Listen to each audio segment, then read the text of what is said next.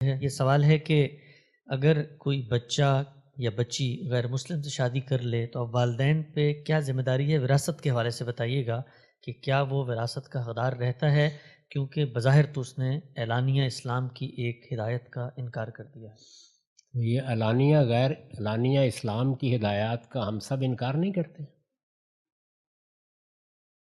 یعنی ایک آدمی نماز نہیں پڑھتا، یہ آپ جانتے ہیں کہ رسول اللہ نے فرمایا ہے کہ نماز ایمان اور کفر کے مابین فرق کرتی ہے. اتنی بڑی بات کہی ہے.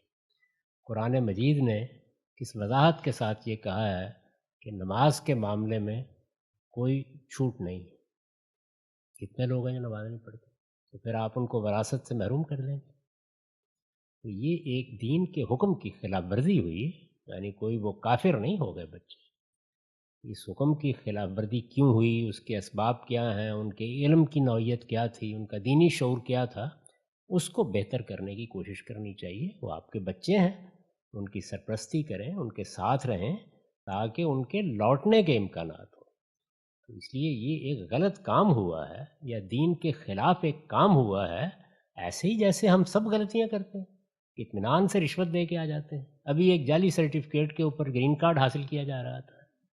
تو ان میں سے کسی کے ساتھ آپ نے بائی کاٹ کا رویہ اختیار کر رکھا ہوا ہے.